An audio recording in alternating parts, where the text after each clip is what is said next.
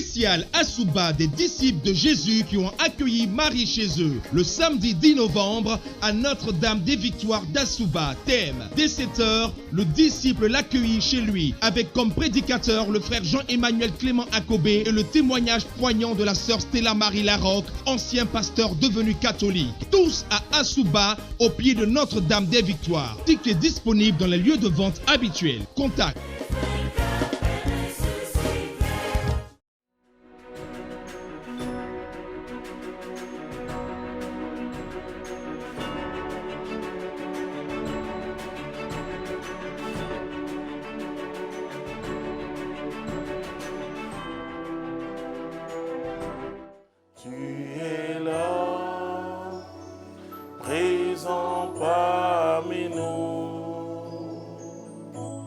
Esprit de Dieu, Esprit de Dieu. Nous vous saluons dans le précieux nom de notre Seigneur Jésus-Christ. Nous commençons un cheminement très important sur les principes de la croissance. Et nous verrons que la croissance prend son origine en Dieu lui-même. La croissance te permettra, ce principe de croissance te permettra de croître dans tous les domaines de ta vie, en commençant par la vie spirituelle. L'Écriture nous montre que la croissance spirituelle entraîne toutes les autres croissances. Car la Bible dit « Cherchez premièrement le royaume de Dieu, sa justice, et le reste vous sera donné en surabondance ». C'est un principe divin très fort. C'est-à-dire qu'une fois que tu as la bénédiction de Dieu, que j'appelle la bénédiction particulière, la bénédiction personnelle, les autres bénédictions, la bénédiction universelle, matérielle et la bénédiction financière suivent. Pourquoi? Parce que la Bible dit, voici les signes qui accompagneront ceux qui auront cru. Donc, si tu crois, voici les signes qui vont t'accompagner. C'est très important. Marc chapitre 16, verset 17. Voici les signes qui accompagnent, c'est-à-dire ceux qui croient. C'est-à-dire, si tu crois, tu vas croître spirituellement et tu seras béni dans tous les domaines de ta vie. Et Jean dit, je désire que tu prospères à tous égards comme prospère le temps de ton âme. Et c'est parce que ton âme prospère dans la présence de Dieu que tu vas prospérer dans tous les domaines de ta vie. Alléluia. Et je vais lire un passage très simple. Vous savez, je parle souvent des 5 prophéties de la création, c'est-à-dire que la venue de l'homme a été accompagnée par 5 grandes paroles de Dieu. Mais je mettrai l'accent sur la parole de la croissance, ou si tu veux, de la multiplication. Et c'est très important de comprendre. Dieu les bénit et dit, soyez féconds, multipliez-vous, remplissez la terre et l'assujettissez et dominez sur les poissons de la mer, sur les oiseaux du ciel et sur tout animal qui se meut sur la terre. C'est très important de comprendre ça. Là, je viens de lire le verset 28, Genèse chapitre 1. Il faut croître. Ce mois est un mois important puisque nous sommes en train d'aller vers la fin de l'année et les chrétiens ont besoin de te rassurer de la présence de Jésus. Jésus te sécurise. Il sécurise ta vie spirituelle, il sécurise ta vie financière, il sécurise ta vie familiale. Et comme je l'ai dit, dans le mois de décembre, nous allons parler beaucoup du combat spirituel que nous avons déjà remporté. Un frère a chanté un jour, il dit, qui proclame sa victoire avant le combat, c'est Jésus-Christ. Et Jésus-Christ proclame même ta victoire avant le combat. Alors, comment il faut croître? Il y a des principes, et pour ceux qui sont des agronomes ou des spécialistes de l'agriculture, savent que la terre, elle est importante. La Bible nous parle de la terre. Quand nous lisons Matthieu chapitre 13, en fin de compte, ce n'est pas la semence qui a un problème. La semence, c'est la parole. Alléluia. Mais la terre, c'est où la parole descend.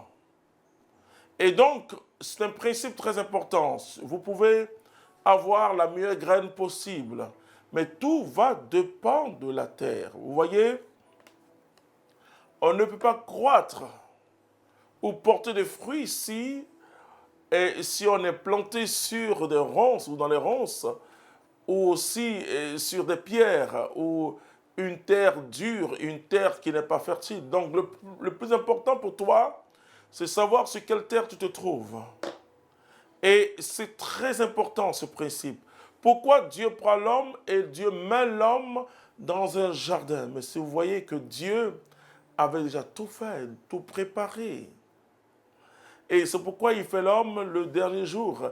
Quand il a tout préparé, alors il met l'homme. Et alors il donne sa parole à l'homme, il dit, tu seras fécond, tu vas croître. Et parce que Dieu met l'homme dans ce que la Bible appelle le paradis. Donc le problème, c'est sur quelle terre tu as été sémé. Très important, sur quelle terre. Alors, je vais vous parler un peu des réclamations spirituelles aussi. Je le dis déjà à ceux qui sont baptisés, qui nous écoutent. Et c'est que le baptême efface le péché originel, mais dans le péché originel, c'est tout le comportement de nos aïeux. Tout ce que nos aïeux ont pu vivre, etc. Mais le problème, c'est que nous ne restons pas dans les grâces du baptême. Et laissez-moi vous dire, vous baptisez, parce que j'entends beaucoup de gens parler, hein.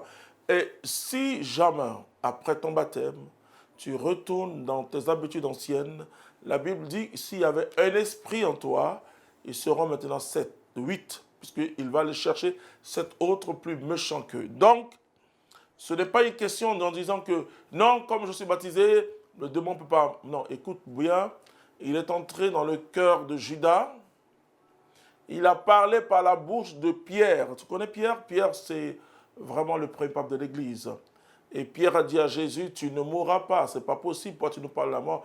Jésus dit, arrière Satan. Donc il faut que nous fassions très attention. Jésus lui-même, il a été tenté dans le désert. Donc ce n'est pas une question d'abord d'être baptisé ou de ne pas être baptisé. C'est une question d'avoir Jésus-Christ comme son sauveur et son Seigneur personnel. Donc, tout dépend. Et c'est pourquoi ce que nous appelons les liens générationnels sont quelque chose d'essentiel dans la vie spirituelle. Vous remarquez qu'à chaque fois quand on parle, dans la Bible, on présente la personne, on présente aussi ses parents. On dit Jérémie, fils d'eux et d'eux. La racine est très importante dans la Bible. La racine est très importante et la famille a une place puissante, grande, une place très importante dans les récits bibliques. Même quand on parle, je dis le chapitre le plus ennuyeux, mais c'est le plus puissant de la Bible, se trouve dans Matthieu chapitre 1. Oh là là, quand on dit tel est issu de tel, vraiment, cette lecture, elle est difficile, mais en même temps, elle révèle quelque chose de très, très essentiel. On nous montre les origines d'une manière naturelle, humaine, parce que Jésus n'a pas d'origine en tant que Dieu, ce n'est pas possible. Mais on remonte jusqu'à David et on montre que par Joseph, Jésus est de la descendance de David. Donc vous comprenez que, alors, en fait de compte, la Bible met plus d'accent sur Joseph. Pour dire que Joseph vient de la tribu de Juda. C'est très important de savoir ce que Juda a fait sur les 12 enfants de Jacob. Je ne vais pas revenir là-dessus. Mais c'est dire que là où tu jaillis, c'est très important. Et quand, quel que soit, même si tu es né d'un père féticheur, d'une mère féticheuse, et que tu reçois le baptême, tu es immaculé. Alléluia. Immaculé veut dire sans péché. Mais tu peux, et je ne souhaite pas pour toi, tu peux retourner, et malheureusement la plupart des chrétiens retournent dans leur ancienne vie, surtout les chrétiens, nous qui habitons l'Afrique, les îles, l'Amérique du Sud et autres.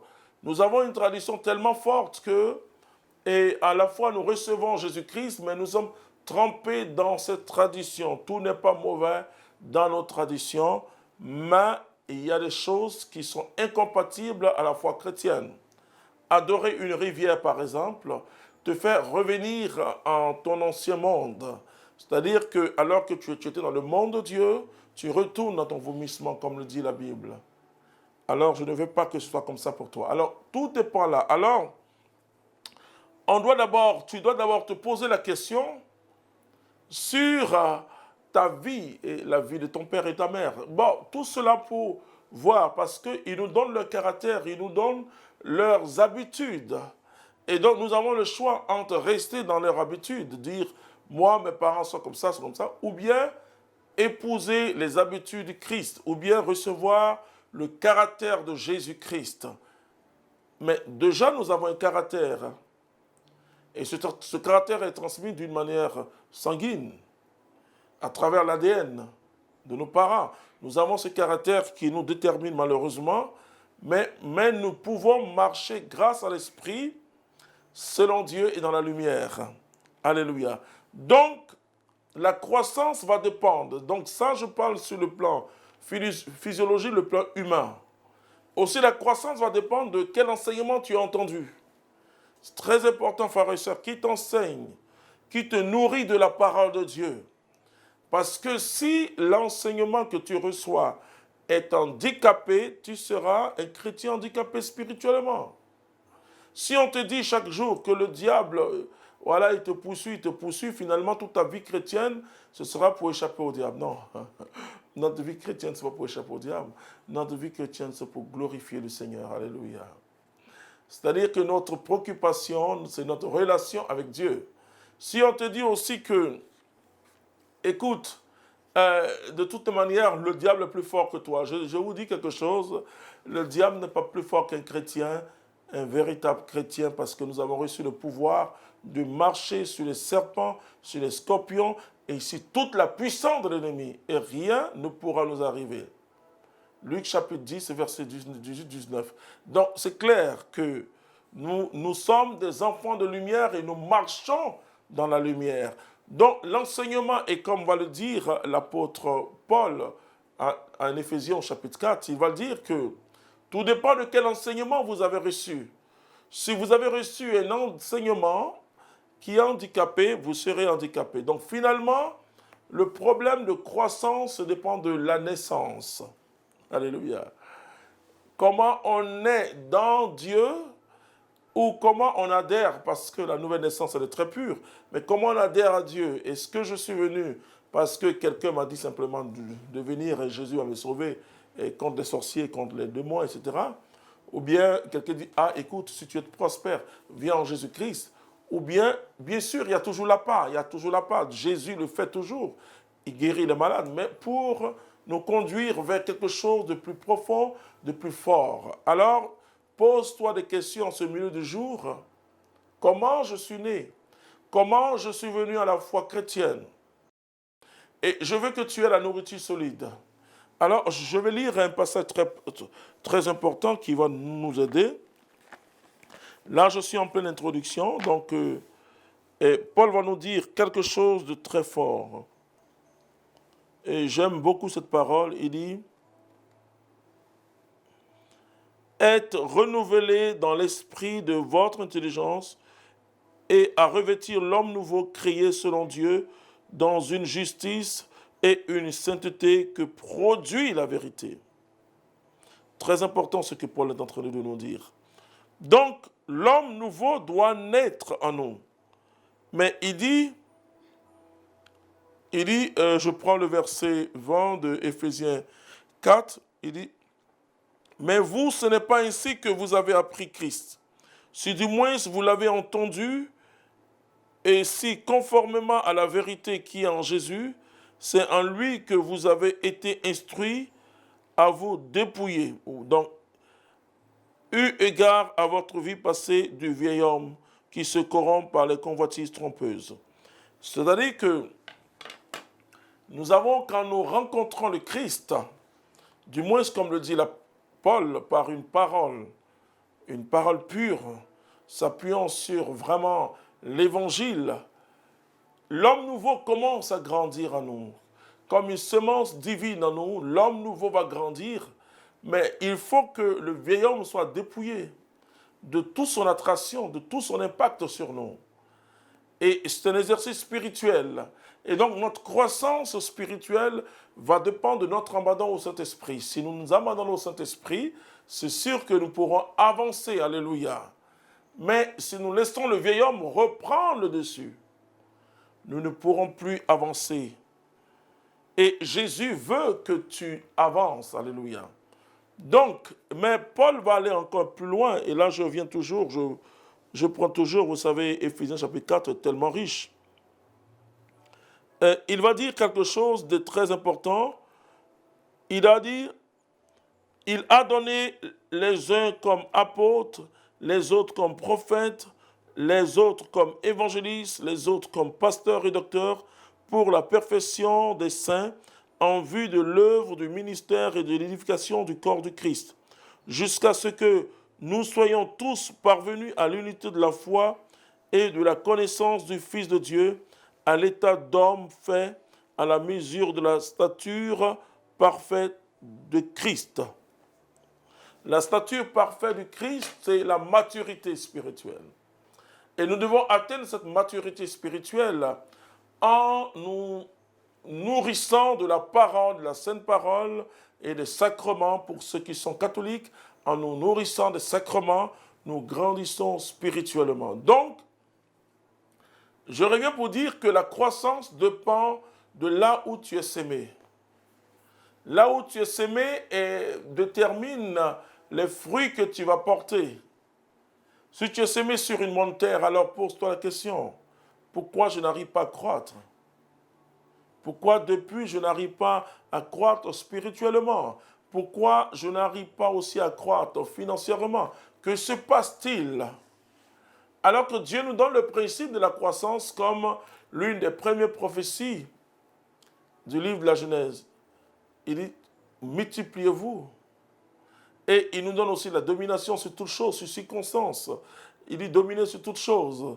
C'est-à-dire que même si les circonstances, et quand nous avons une difficulté face à nous, il faut dire que Dieu me donne la force de dominer sur toutes choses. Et nous devons croître humainement et spirituellement et dans tous les domaines de notre vie. Nous devons atteindre la stature parfaite du Christ. Alléluia. C'est-à-dire que nous devons atteindre une maturité spirituelle qui nous permet de vivre Dieu et de bénéficier de toutes les grâces de Dieu. Alléluia, dans notre vie. Donc, je vais d'abord commencer par la terre. Je mettrai l'accent sur la terre. Le sol qui t'a accueilli. Et quand nous prenons Matthieu chapitre 13, on comprend mieux ce que Jésus veut dire. Et je vais m'attarder là dans l'introduction pour que tu comprennes que tu dois croître spirituellement pour croître dans tous les domaines de notre vie. Vous voyez, on enseigne aux chrétiens en disant ici qu'ils peuvent obtenir beaucoup de choses. Je suis tellement d'accord avec ça. Et moi, je bénéficie de beaucoup de choses de Dieu. Ouais, il dit que nous sommes plus importants que les oiseaux du ciel. Nous sommes plus importants que l'herbe du champ. Voilà. Mais il faut d'abord rencontrer ce Dieu fort. Une grande foule, là je suis au chapitre 13, verset 2, une grande foule s'étant assemblée auprès de lui, il monta dans une barque et il s'assit. Toute la foule se tenait sur le rivage. Il leur parla en parabole sur beaucoup de choses. Un semeur sortit pour s'aimer. Comme il s'aimait, une partie de la semence tomba le long du chemin. Les oiseaux vinrent et la mangèrent. Une autre partie tomba dans les endroits pierreux, et elle n'avait pas beaucoup de terre. Elle leva aussitôt parce qu'elle ne trouva pas un sol profond. Mais quand le soleil parut, elle fut brûlée et sécha, faute de racines. Une autre partie tomba parmi les épines. Les épines montèrent et l'étouffèrent. Une autre partie tomba dans la bonne terre. Elle donna du fruit. Un grain 100, un autre 60, un autre 30. Voilà. Vous voyez, et Jésus, comme dans son habitude, va après, quand il se retire avec ses disciples, il va expliquer. Alors, il va dire, pour l'explication, il va nous dire, et nous allons prendre à partir du verset, je vais surtout prendre à partir du verset 19, toujours Matthieu 13. Lorsqu'un homme écoute la parole du royaume et ne la comprend pas, le malin vient et enlève ce qui a semé dans son cœur. Cet homme-là est celui qui a reçu la semence le long du chemin. Celui qui a reçu la semence dans les endroits pierreux, c'est celui qui entend la parole et la reçoit aussitôt avec joie, mais il n'a pas de racine en lui-même. Il manque de persistance et dès que survient une tribulation ou une persécution à cause de la parole, il y trouve une occasion de chute. Celui qui a reçu la semence parmi les épines, c'est celui qui entend la parole, mais en qui les soucis du siècle et la séduction des richesses étouffent cette parole et la rendent infructueuse. Celui qui a reçu la semence dans la bonne terre, c'est celui qui entend la parole et la comprend. Il porte du fruit. Alléluia. C'est-à-dire que donc le problème, ce n'est pas la parole. Parfois, vous pouvez avoir une très bonne parole, mais c'est la semence. Et bien sûr, parfois aussi, vous pouvez avoir une mauvaise parole. Voilà. Donc, tu dois entrer dans ta terre promise. C'est très important. Et je vous donne des exemples. J'ai vu des personnes qui habitaient des maisons. Oh là là. Il y a eu la bénédiction des maisons, mais leur vie n'a pas changé, ne changeait pas. Et parce que le pacte qui avait été fait dans cette maison était plus forte que leur vie de prière. Je m'explique. Jésus dit, veillez et priez pour ne pas tomber dans la tentation. C'est-à-dire que nous sommes attaqués. Et dans le combat spirituel, c'est un combat par décret. C'est-à-dire que si quelqu'un est plus haut dans le monde des ténèbres que toi, dans le monde de la lumière, et c'est pourquoi dans certaines prières, on demande un exorciste. De sorte que lui, avec sa foi qui est plus grande que ta foi, puisse t'aider à grandir dans la foi et en priant dans un lieu ou aussi en priant pour des gens qui sont possédés, parce qu'on parle d'exorcisme, que quand il y a une possession, tu peux, au nom de Jésus-Christ, dire, oh, la parole de Dieu a dit, cite. Quand tu as prié, c'était quelque chose, parce que c'est une histoire de puissance de Dieu. Ce n'est pas seulement une histoire de citer la parole. Vous voyez, je dis aux gens, citer la parole et connaître la parole, c'est une bonne chose. Mais vivre la parole est mieux. Donc, quand tu nais dans un lieu ou quand tu es sur une terre qui n'est pas ta terre de Canaan, ta terre de bénédiction, tu ne peux pas produire du fruit sur tous les plans. Alors, j'ai conseillé à ces personnes tout simplement de changer de maison. Et toi qui m'écoutes, je ne te dis pas que parce que tu as des difficultés qu'il faut changer de maison. Mais je l'ai reçu dans le Saint-Esprit. Et quand ces personnes ont changé de maison, le mari qui était bloqué dans sa carrière, tout a commencé à monter. Voilà. C'est très important, frères et sœurs. Et aussi, j'ai vu des personnes aussi qui sont allées travailler dans les lieux avec un grand salaire, mais ce n'était pas leur terre de Canaan. Si tu n'es pas ta terre de Canaan, tu ne peux pas porter du fruit, ce n'est pas possible. Vous savez, les Juifs, pour ceux qui nous suivent, nous aurons la grâce d'accueillir nos frères juifs pour le séminaire international. Les Juifs ne font pas des affaires avec n'importe qui. Tu peux faire des affaires avec quelqu'un et toutes tes affaires sont bloquées. Il faut savoir, il y a des principes. La Bible dit, laissez-vous conduire par le Saint-Esprit. Nous devons le laisser conduire par le Saint-Esprit. J'ai dit aux chrétiens que si tu prends une maison, il y a deux choses. Premièrement, tu peux faire bénir la maison. Mais quand tu as fait bénir la maison, si toi tu n'as pas la foi, parce que le prêtre vient pour bénir ta maison, il exerce lui sa foi. Si toi tu n'as pas la foi en retour, c'est comme si on n'a pas béni la maison. Si ta vie n'est pas conforme à l'évangile, c'est comme si tu n'as pas béni la maison. J'ai vu aussi des couples qui ne pouvaient pas s'entendre. Bon, là, ce n'est pas un problème spirituel. Bon, quand vous avez vécu une tension, et que vous commencez à vous réconcilier, il y a deux choses que vous devez faire. Écoutez-moi bien. Soit vous changez de maison, soit vous changez le décor de la maison. Parce que le mur parle. Quand il y a une grande souffrance, le craquement de la porte, le bruit des fenêtres, tout parle. Tout rappelle le jour qu'il y a eu la souffrance. Il faut changer. Je dis souvent aux Africains que, vous voyez, les Blancs, vous entrez chez eux chaque année, il y a un changement. Ce n'est pas des choses chères. Parce que si tu vis avec le même décor, d'abord, ta vision ne va pas évoluer. Si tu vis avec le même décor, tu vis avec le même tempérament dans le même lieu. Tu comprends que c'est très important, la terre de Canaan, la terre de ta croissance.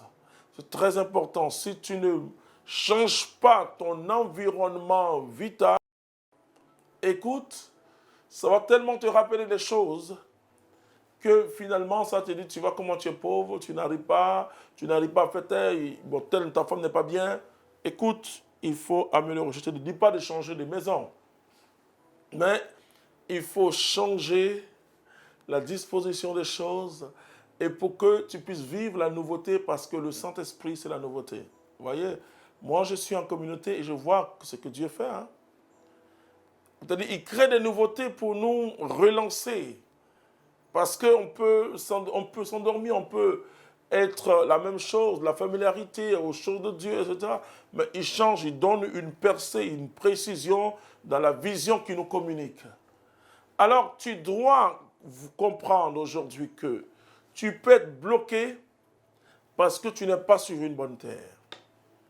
Tu peux être bloqué, tu peux même, malheureusement pour certains, et depuis que tu chemines avec quelqu'un, et tu vois que ta vie spirituelle n'est plus ça.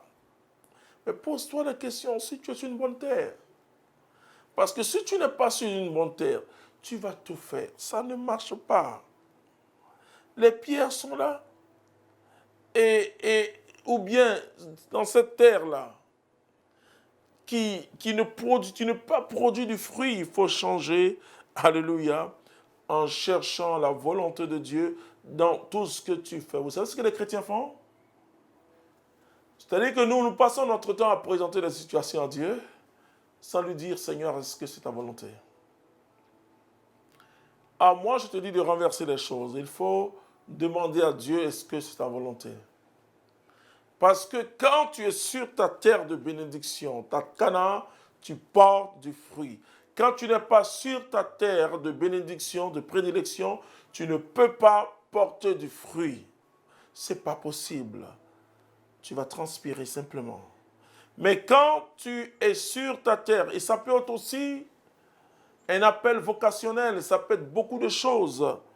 Vous voyez, tout le monde est convaincu que c'est le mariage. Bon, d'accord, moi je souhaite pour toi le mariage. Hein.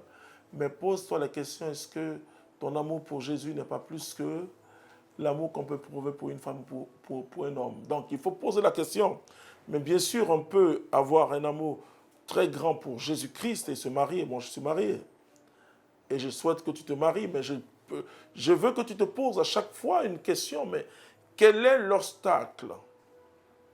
Bien sûr, beaucoup vont te dire, écoute, vois d'abord du côté du diable. Mais moi, je dis, quand le diable a bloqué quelque chose, il faut rire. Ça, c'est plus facile. Mais quand c'est Dieu qui te résiste, alléluia. Aucune prière, aucune onction n'est assez grande pour ôter la main de Dieu. Ce n'est pas possible. Quand c'est Dieu, c'est compliqué. Pourquoi tu ne crois plus? Pourquoi ta croissance s'est arrêtée? Pourquoi? Ça peut être aussi un péché qui est là, qui bloque. La Bible dit que la main de Dieu n'est pas courte. Elle n'est pas courte, la main de Dieu. Mais ce sont nos péchés qui nous cachent sa face. On n'a pas dit qui cache la face de Dieu, mais qui nous cache la face de Dieu. Or, la face de Dieu, c'est la gloire de Dieu.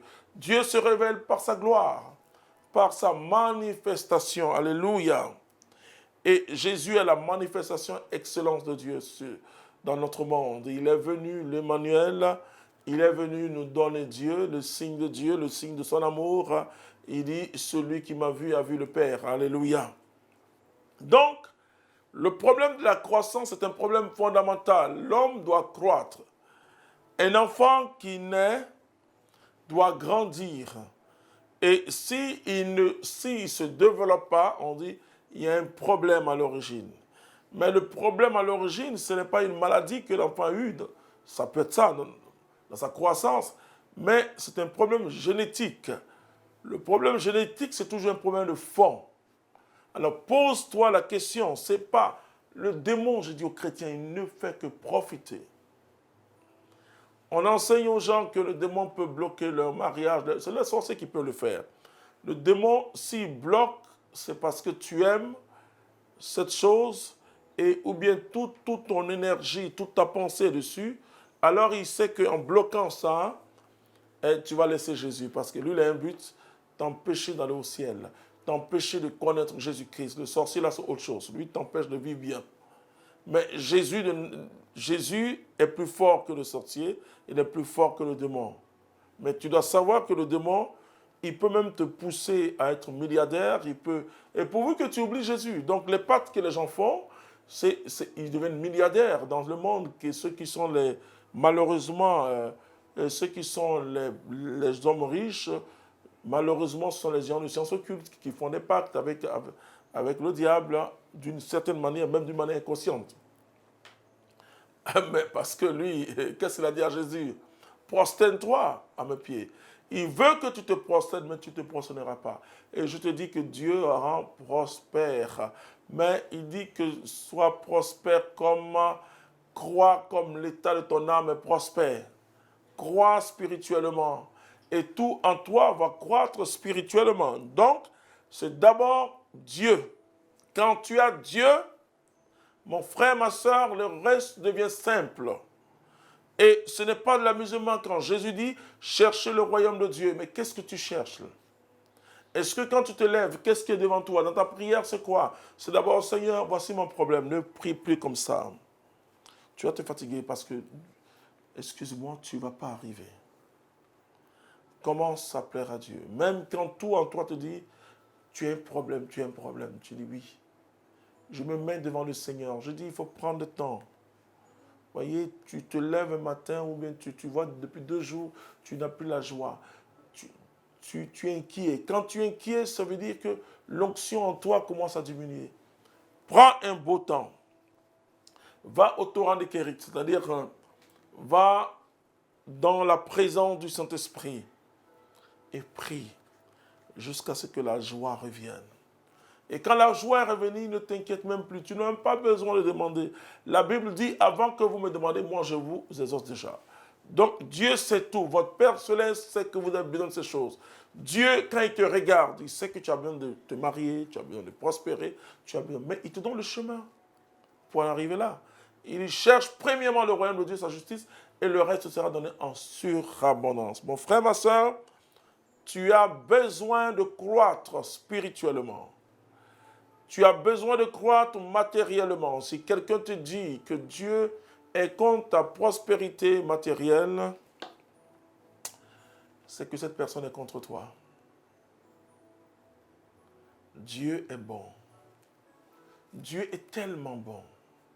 Mais il y a des principes divins que tu dois entrer. Tu dois comprendre tous ces enseignements et entrer dans ces principes divins. Tu ne peux pas faire autrement. Le principe de la croissance. Le principe de la croissance est un principe divin, c'est-à-dire qui jaillit de Dieu, de ta relation avec Dieu. Plus tu vas croître spirituellement, plus tu vas croître dans tous les domaines de ta vie. Un enfant qui ne croit plus, on dit « Ah non, c'est qu'il y a un problème génétique ». Et le problème génétique vient de l'enseignement que tu entends. Si tu crois que c'est ta prière qui peut faire changer la vie de Dieu, je dis non aux chrétiens. Ah oui. On me dit, mais comment ça? Ta prière ne fait rien, n'ajoute rien à ce que Dieu a prévu pour toi. Le Saint-Esprit va orienter ta prière vers ce que Dieu a déjà prévu pour toi. C'est-à-dire le Saint-Esprit, quand nous prions, il nous révèle. C'est pour ça que Paul dit, et nous ne savons pas prier. Nous prions, notre prière, c'est la convoitise. On demande des choses pour demander, mais le Saint-Esprit qui connaît Dieu, Alléluia. Nous aide, vient à notre secours, oriente notre prière vers le plan de Dieu. Donc, tout ce que nous obtenons dans la prière, c'est parce que Dieu a prévu ça pour nous. Je le dis, il n'y a que la repentance. Quand on dit Dieu est fâché, ça c'est une image, alors le chrétien demande pardon. Alors il change d'avis. Si son visage était sombre, son visage devient clair. En dehors de ça, il n'y a que la prière de repentance seule. Mais ne crois pas, on ne vous dit pas la vérité. On ne vous dit pas la vérité. Toute la Bible nous dit que Dieu sait ce dont nous avons besoin. Il faut chercher le royaume, ta croissance, Dieu sait. Et ce que tu peux faire, la normalité, tu fais ce que humainement tu peux faire. Parce que Dieu ne fera pas pour toi ce que humainement tu peux faire. C'est tout. Ta prière doit être l'adoration. La Bible dit, l'heure vient et c'est maintenant où les vrais adorateurs adoreront le Père en esprit et en vérité. Si tu jeûnes, c'est pour ta croissance spirituelle. Parce que tu veux plaire encore au Seigneur. Fais du Seigneur ta délice et il te donnera tout ce dont ton cœur a besoin. Tu peux prier. Seigneur, donne-moi ça. Seigneur, donne-moi ça. Mais si tu es fils, Dieu dit, ce qui est à moi est à toi. Il faut adorer. Et les chrétiens vont vous dire que j'ai prié 2 heures de temps. Vous leur demandez c'est quoi? Il dit non, j'ai demandé à Dieu. Il dit écoute, il y a la prière des mains, il n'y a pas de problème. Continue, mais il faut que le Saint-Esprit t'aide. Il faut que le Saint-Esprit oriente ta prière vers ce que Dieu veut faire pour toi, vers son dessein d'amour. La Bible dit tout concourt au bien de ceux qui aiment Dieu, ceux qui sont appelés selon son dessein d'amour. Romains chapitre 8, verset 28. Voilà. Mais vous voyez au verset 26 de Romains 8, il dit, nous ne savons pas prier. Nous ne savons pas ce qu'il faut demander à Dieu. C'est ce que Paul dit. Et Jacques va dire dans Jacques au chapitre 4 que nous n'obtenons pas parce que nous demandons mal, nous demandons pour satisfaire notre convoitise. Qui a dit aux chrétiens qu'il doit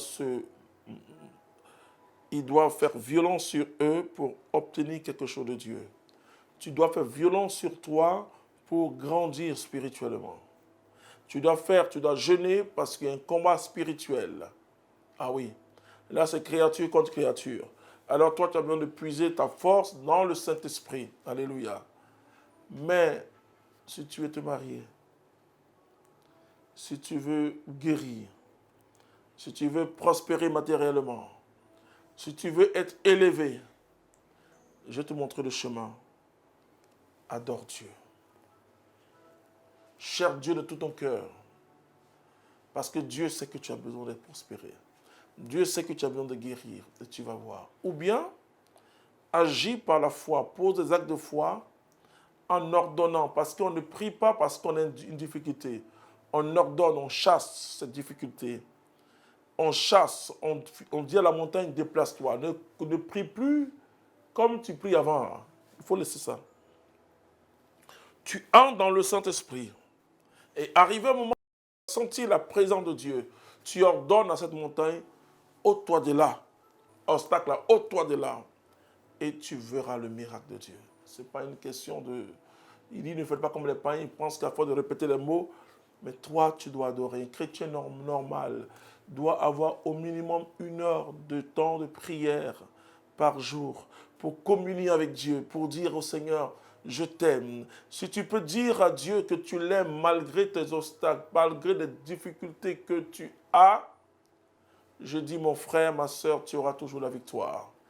Alors, ce qui est important, c'est que il y a ce que la Bible appelle la nouvelle naissance. Alléluia.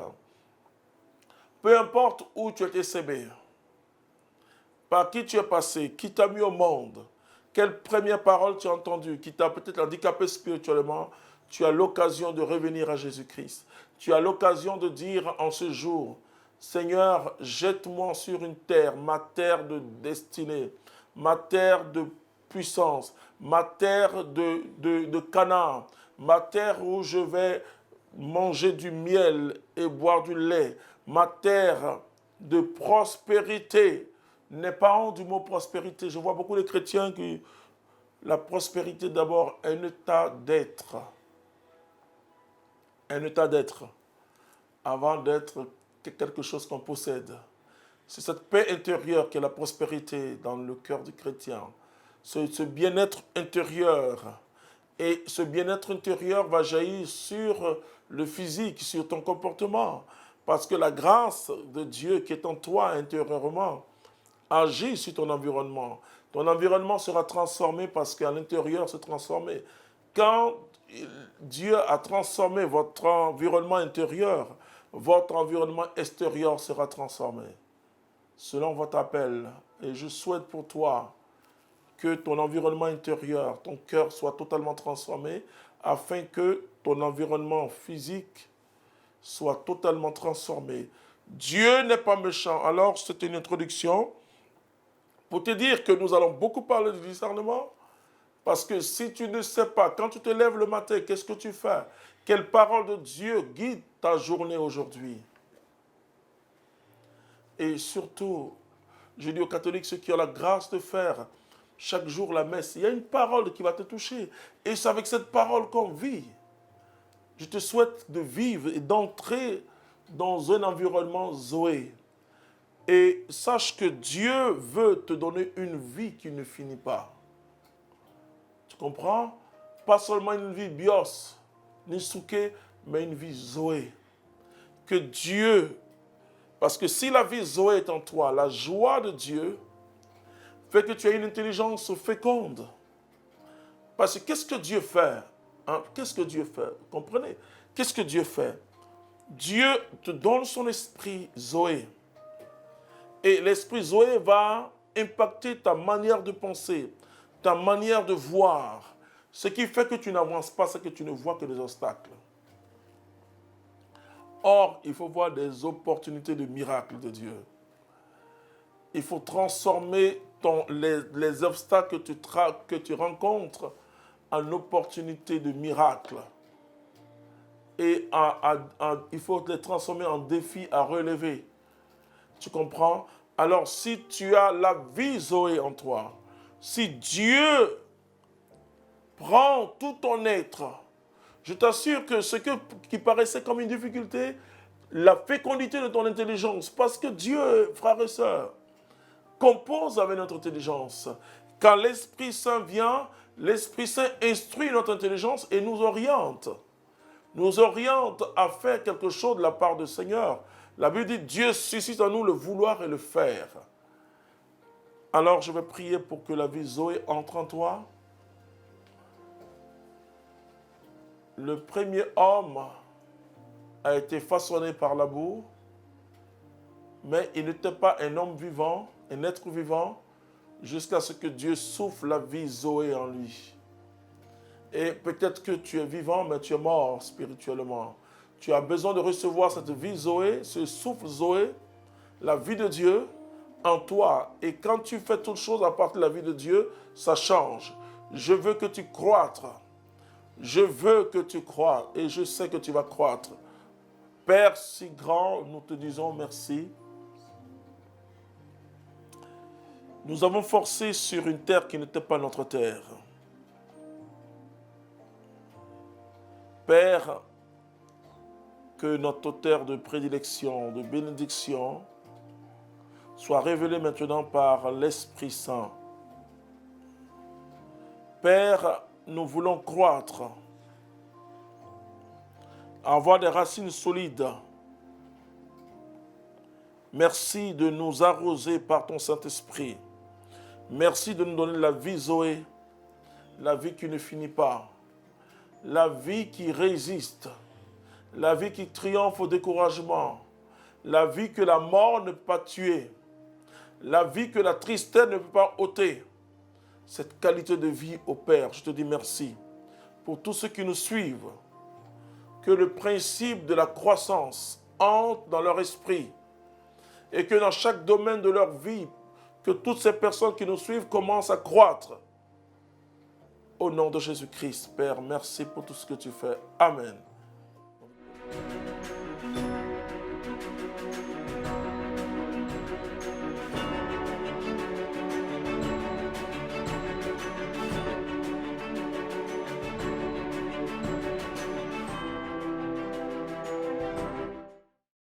spécial Asuba des disciples de Jésus qui ont accueilli Marie chez eux le samedi 10 novembre à Notre-Dame des Victoires d'Asuba. Thème: dès 7h, le disciple l'accueillit chez lui avec comme prédicateur le frère Jean-Emmanuel Clément Akobé et le témoignage poignant de la sœur Stella Marie Larocque, ancien pasteur devenu catholique. Tous à Asuba, au pied de Notre-Dame des Victoires. Tickets disponibles dans les lieux de vente habituels. Contact